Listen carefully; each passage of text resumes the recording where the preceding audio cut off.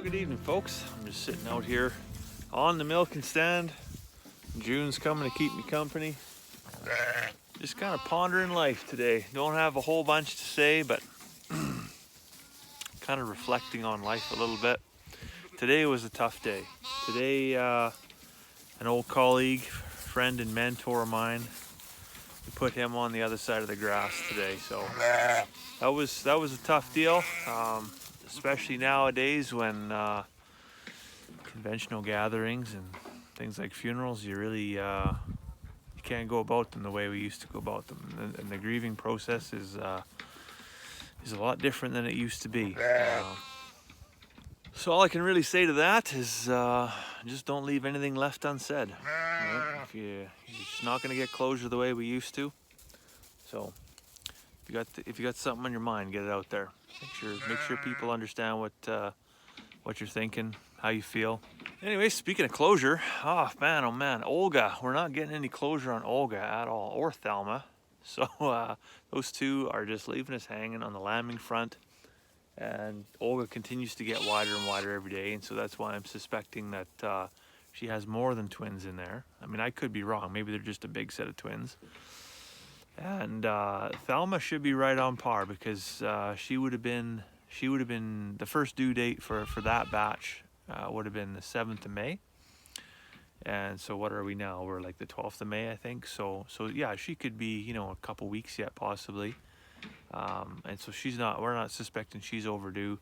Olga, though, I mean, yeah, she was either bred, looks like maybe the day we pulled the ram out, or she's really cooking, on slow and low. So yeah, we're staying tuned on that one, and we've all given up nighttime checks completely. This is gorgeous weather out day and night, so not too worried about night lambing or unattended lambing, really, because nobody's going to get frostbite or hypothermia. But still conscientious of the fact that because she is so big, there could be some difficult lambs there. So that's why we kind of talk about it every day. On the other front, they've eaten their full hay bale. We're going to bring a bale in here tomorrow and get them all fed up again. And while we're there, we're going to turn that compost back there. So that compost pile has been cooking now for about a week. And the one thing, because it is old hay, so anytime you're composting grass, because it's such fine particles, it will compact, it will compress, and a pile like that can go anaerobic pretty quick. So you want to stay on top of it and get it turned. Just keep that oxygen working inside there so it can break down. Otherwise, because especially with the high temperatures that it gets to, you can kill some of the bacteria, that's the beneficial microbes and bacteria that's working in there. And if you don't stay on top of it and keep it oxygenated, it's going to get to be a stinky pile and slow right down and stop breaking down. And then it's just going to sit there and just do nothing, right? So we'll get that turned over tomorrow. Make the inside the outside, make the outside the inside. And then looks like we're almost out of molasses, so I think I'm going to have to head over to Bloom Enterprises here soon and pick up another 5 pails. We'll see. Over the course of the week here, I don't think I'm going to give any more molasses this week, but we are going to try and catch a couple of them in our little trailer there and see if we can't get a few of the older lambs and their mothers out to pasture. The grass is starting to look pretty good out there now. It's getting into that from the juvenile phase into the adolescent phase, so it's ramping up growth, and it can obviously keep up to a few hungry mouths. So we'll get some of them out. Some of the younger ones we'll keep in here for a little bit longer, and I think we'll be in good shape. So the other thing that comes with fresh grass is I've got to find a spot to harvest a little bit of grass and start putting grass clippings into the brooder. So get those chicks used to eating some grass. They just love grass when they're this age. But I mean, if you were just chuck them right out on grass, again, that would be a digestion upset, and they maybe wouldn't know what to do with it. But if they did eat it, yeah, they'd get an upset stomach right away.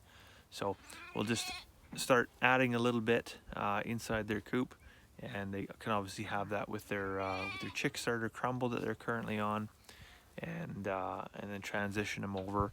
They probably got another 10 days. We'll see what the weather does here. They're still not super huge or anything, so It's like they got lots of room in the brooder, so that's fine. They can stay there until we're guaranteed to have nice weather. It would be really nice to see if they come out on the back side of the May long weekend. That's usually our last frost date. That's usually the most concerning date for us, because obviously chicks and having just feathered out, temperature regulation, all that stuff is a recipe for lost and dead chicks.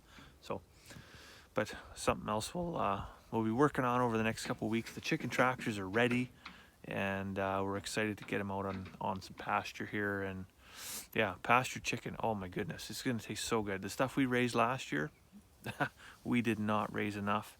It was devoured pretty quickly. So it's not like grocery store chicken. There's none of that white milky fat. It's nice yellow, flavorful, just gorgeous meat. It's like nothing you'll ever see in the grocery store. So this year, yeah, we got 75, and we won't be running out anytime soon anyways. But it is closing in on 10 o'clock at night. I see the sun's just dipping down below the house over there, so I better get inside and get myself a cup of tea, because I gotta get to work tomorrow. So I'll let you go for now. I hope you have a fantastic evening. We'll see you tomorrow.